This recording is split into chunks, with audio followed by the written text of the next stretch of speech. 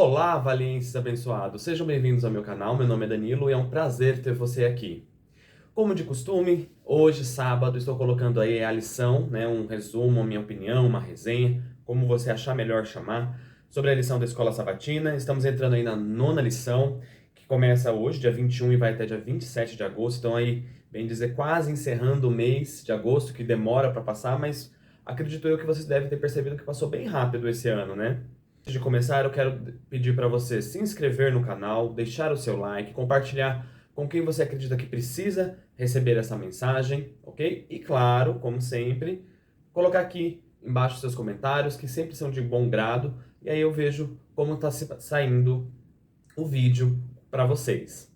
Nesse último vídeo que eu postei, eu recebi algumas mensagens que as pessoas reclamaram um pouquinho que estava escuro a imagem. Eu vou explicar.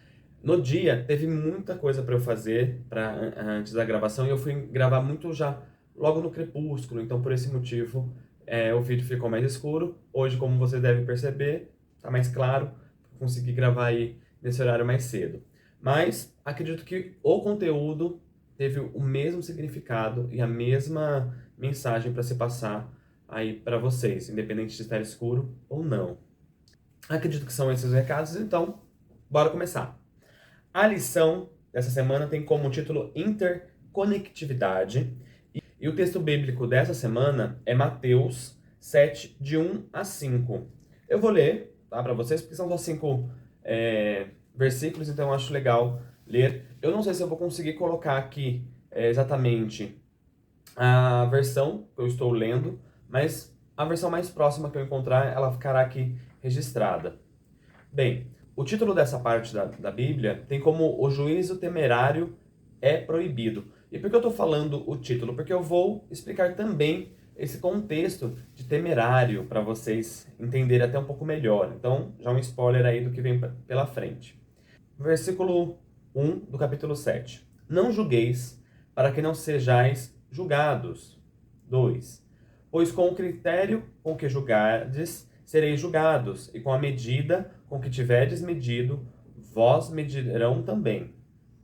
Porque vés tu o pois que vés tu o argueiro no olho de teu irmão, porém não reparas na trave que está no teu próprio? 4. Ou como dirás ao teu irmão, deixar-me tirar o argueiro do teu olho enquanto tenhas a trave do teu? Hipócrita, tira primeiro a trave do seu olho, e então verás claramente para tirar o argueiro do olho de teu irmão. Esse é o texto. A charge, ela retrata, como vocês podem ver, um casal, né? Aí não fala se é um casal de amigos, se é um casal de namorados, enfim, é um casal. No segundo quadro, nós temos a cruz abraçando eles, e aí, consequentemente, depois você vê aí um amor existindo aí com eles, né? Mesmo depois da briga, que talvez eles tiveram ali um desentendimento no primeiro quadro. E aí o que eu escrevi aqui é que mostra que através do amor de Cristo, todas contendas são curadas. E aí, né, eu fiquei um pouco assim, problematizando aqui. Existe um limite para essas contendas, né? Agressão, um abuso psicológico, tá? Então a gente tem que tomar muito cuidado aí para não se manter em um vício, né, um ciclo vicioso de agressão e de contenda, tá? Deus nos aproxima, mas também temos que entender o que aí nos prejudica e sair de perto disso. Explicando o título, né, da parte da Bíblia que eu pesquisei aqui, a palavra temerário, ela tem o seguinte significado: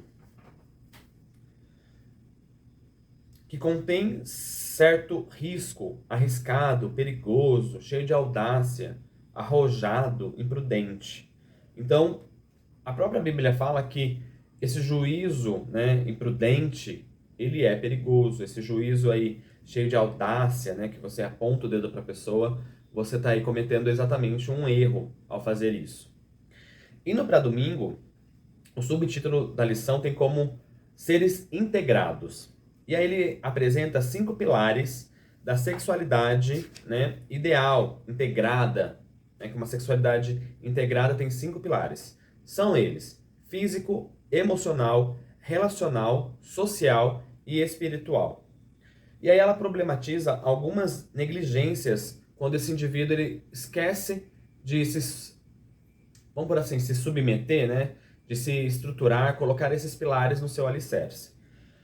No parâmetro do físico, ele fala sobre o caso dos ascetismo dos monges, né? Que a gente pode ter essa influência de que tudo na vida tem que ser negado, o prazer tem que ser negado.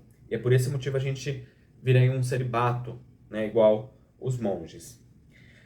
Na questão emocional, ele fala ele fala contra o caso da cultura do ficar. E aqui eu vou ser bem sincero, esse ficar teve numa lição passada falando sobre isso. Se eu não me engano, não foi nem numa lição, foi numa comunidade que é escrita pelo Diego Barros, que aí ele fala sobre essa questão da cultura do ficar. E eu vou ser bem sincero, hoje em dia a gente tem o conhecimento da pessoa, a gente gosta dela, dá um beijo nela, tal, e depois a gente começa o namoro. Esse ficar aqui, normalmente ele é associado ao ato sexual já, e nem sempre, tá? A gente pode conhecer um colega, se apaixonar por ele, e aí ter um momento aí de ficar com ele e depois passar para o namoro, se realmente é isso que os dois estão planejando. Eu não acredito que demonizar essa palavra ficar seja o caminho totalmente certo. No parâmetro de relacional, do parâmetro relacional, ele fala sobre você se negar, né? Você se negando já ao relacionamento.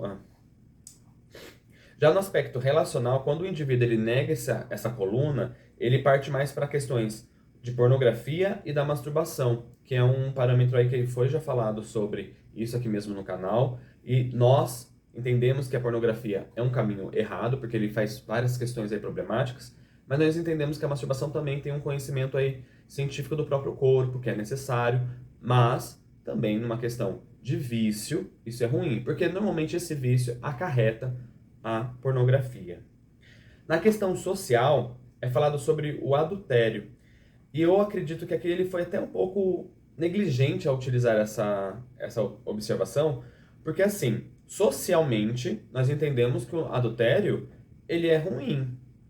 Mas eu não acredito que ele seja um parâmetro social. Porque quantas vezes você assistiu alguma novela e quis que a esposa conhecesse um marido mais decente, porque aquele marido dela estava abusando dela, e aí ela conhecia uma pessoa melhor, mais romântica, tal, tal, tal, e aí você torcia por esse novo casal dar certo. Então, a nossa sociedade em si, ela não problematiza esse caminho que a lição falou aqui sobre adultério, ok? E na questão espiritual, dá a entender sobre a questão da homossexualidade, porque fala assim: expressão sexual que não esteja dentro da vontade de Deus e, portanto, não seja abençoada por Ele. E aí eu repito, essa expressão sexual que não está dentro da vontade de Deus, ela é em qual característica baseada? Porque, repito, teologia inclusiva consegue desmistificar aquelas 6 passagens que são utilizadas para a condenação da homossexualidade e provar que ele não está falando sobre homossexualidade como nós conhecemos hoje. Ele está falando sobre promiscuidade, pedofilia, sobre a questão de estupro, também a utilização de questões aí de paganismo e orgias nos templos pagãos. Então, será que realmente é uma questão espiritual essa que foi levantada aqui? E aí, por esse motivo, eu problematizo essa parte. Uma coisa que eu gostei aqui foi a intimidade, intensidade, profundidade, amplitude e altura da sexualidade só pode ser experimentados quando submetemos nossa expressão sexual aos ditames da palavra de Deus. E aí, você tem que tomar muito cuidado, porque ao longo da história, esses ditames foram moldados conforme aí a necessidade da população no poder, né, da classe dominante. Indo para a segunda, fala-se sobre muita escolha, mas não qualquer escolha, tá? Até anotei aqui. Escolha que, segundo a lição, tem que ser de acordo com a Bíblia. Concordo plenamente isso, tá? Não estou problematizando isso. Porém, a própria Bíblia fala para pormos tudo à prova e reter o que é bom. Então aí isso me pegou aqui. entendeu? Porque a lição fala assim no final até da segunda-feira. Não apenas podemos escolher, mas dado que nosso destino eterno depende da escolha que fazemos, devemos escolher e escolher corretamente. Correto. Porém, ao longo dessa fala, antes ele fala sobre programas de TV, ele fala sobre filmes, ele fala sobre livros. E aí eu acredito que nós não podemos nos abster dessas informações e desses conteúdos. A gente tem que reter o que é bom, entender o que é pensado.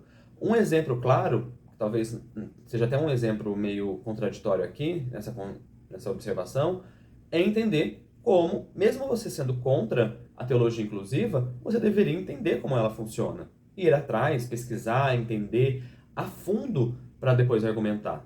E uma outra questão também, nós somos criacionistas. Nós deveríamos entender como, por exemplo, a sociedade pensa na questão do evolucionismo, para nós questionarmos e automaticamente podermos aí argumentar. Em sua palavra, Deus apresenta o propósito para o qual criou a humanidade. E aí, novamente eu repito, que propósito é esse? Multiplicar-vos? Sabe? A lição, ela entra em contradição com ela mesma. Ela vive falando que não, você não é obrigado a se casar, você não é obrigado a ter filhos, mas ela insiste em colocar isso no subconsciente do indivíduo que está estudando a lição. E isso é muito problemático. Na terça-feira, temos uma pequena cereja do bolo, porque a lição vai falar sobre incesto, bem dizer. E eu quero deixar aqui bem claro, eu não sou a favor do incesto, ok? Então, não tirem as minhas falas de contexto.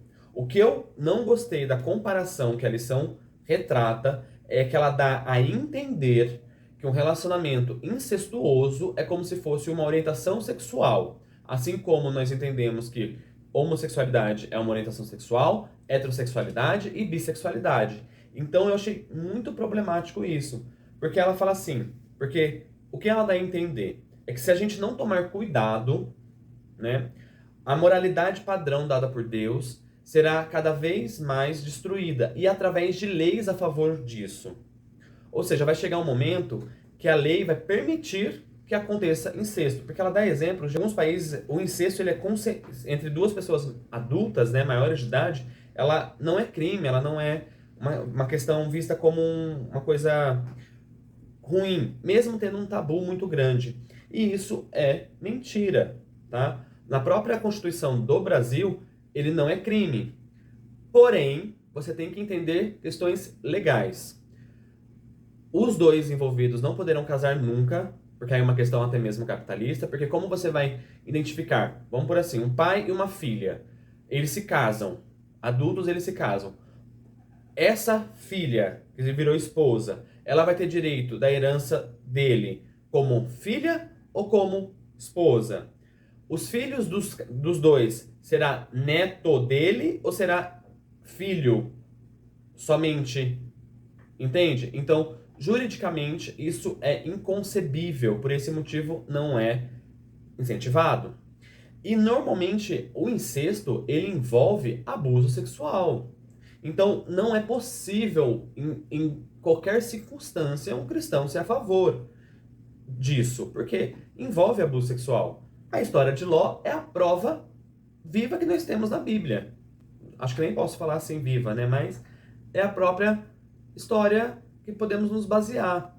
As filhas de Ló embebedaram ele e aí engravidaram, ou seja, abusaram do próprio pai.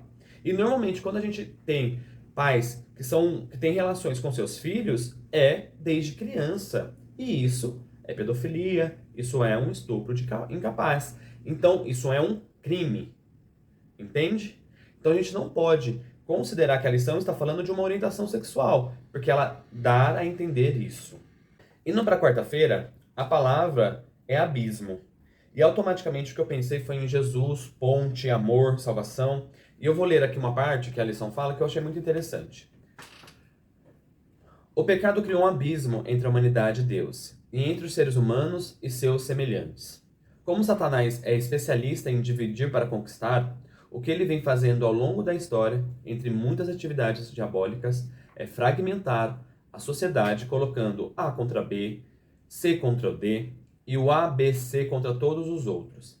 Graças a Jesus, esse abismo foi transposto. No meio dele está a cruz do Calvário.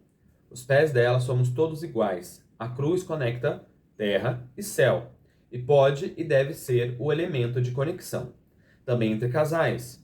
E ela é a garantia de vitória entre os efeitos prejudiciais do pecado, que transforma as relações humanas em um verdadeiro inferno.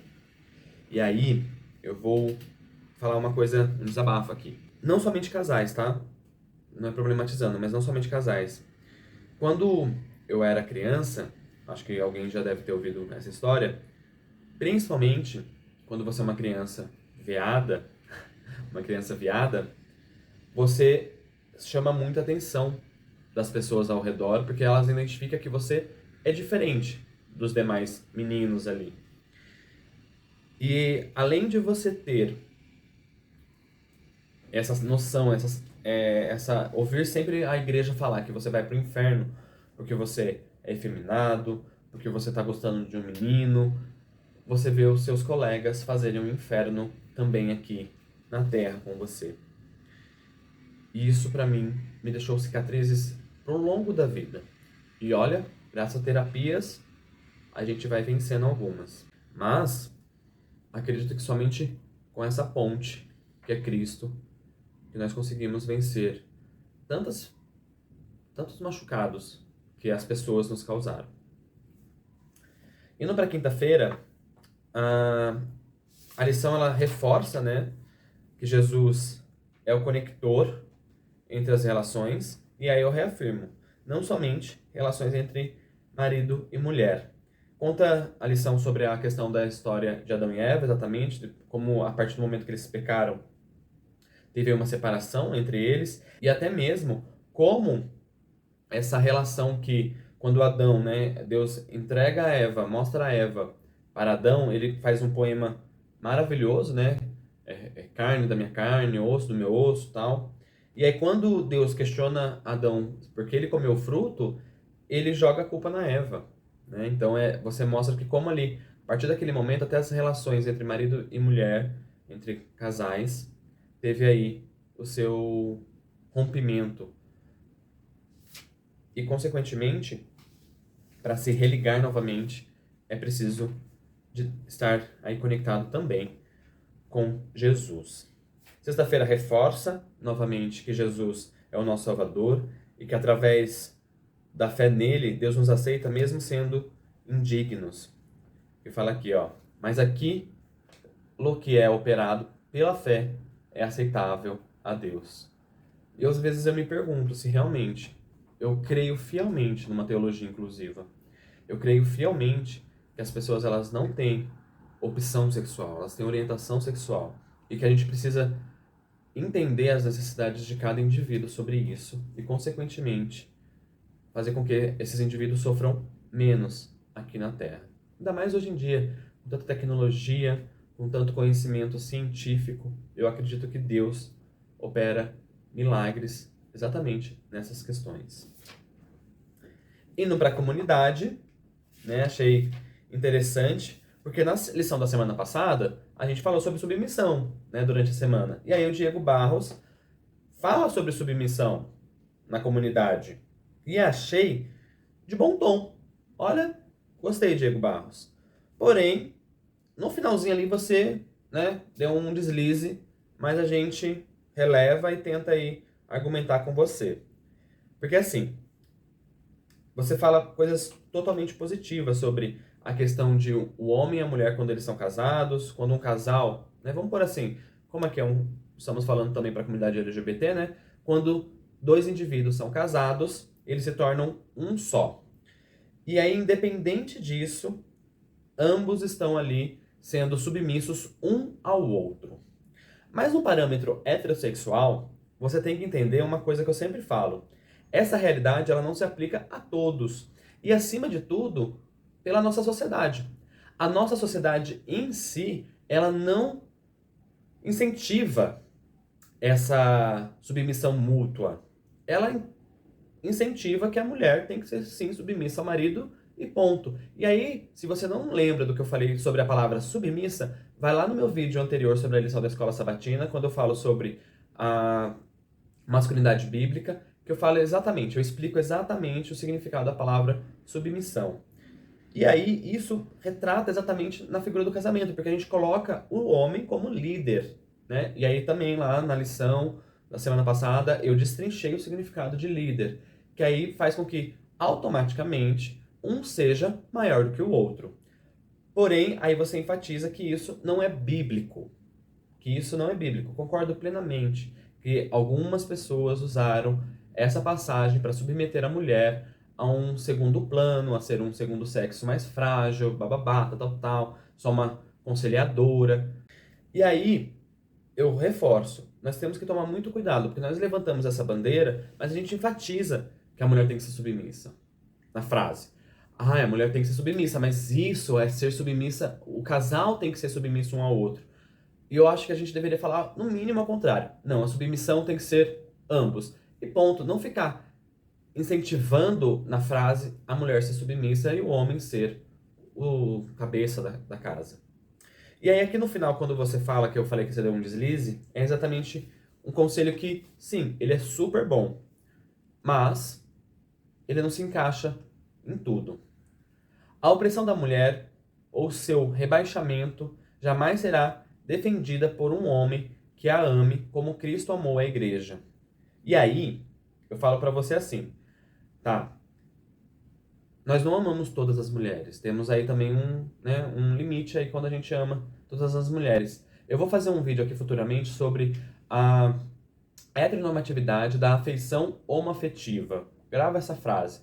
Em resumo, é como nós, homens, mesmo sendo gays, ok? Amamos outros homens, ok? Mas a gente não tem esse mesmo amor por mulheres, tá? É um resumo bem resumido aqui, porque tem outras coisas que eu não vou entregar tudo, então não vou falar tudo, mas é exatamente isso que aqui eu problematizo um pouquinho. E aí você dá o conselho. Se seu namorado não está de acordo com essa visão, cuidado. Você pode estar entrando em um relacionamento tóxico. E é sempre bom lembrar que você não é Egito para estar aguentando praga. É uma piada meio xenofóbica, mas a gente ri, sim, porque a gente consegue entender o contexto lá do Egito antigo, lá da época de Moisés. Então, né? E aí eu te falo, quando você casou com a sua esposa, você mostrou tudo o que você tinha? A sua esposa mostrou todas as vantagens e desvantagens de estar com você? E aí eu te falo, com certeza não.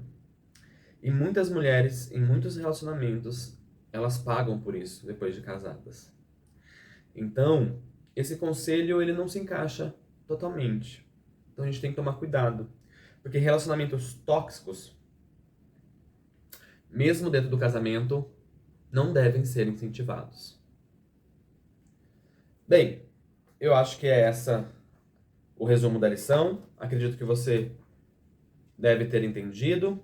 Se quer dar mais alguma observação, coloca aqui nos comentários, que eu vou estar aí atento a respondê-los. Novamente eu te peço, se inscreva no canal, ative o sininho, porque eu não falei lá no começo, então ative o sininho para receber todas as notificações. Me siga lá no Instagram, porque a gente tem aí vários conteúdos ao longo da semana e até mesmo algumas explicações, como por exemplo eu não ter colocado o vídeo aí na quarta-feira. Então, me siga lá no Instagram para mais informações aí de primeira mão.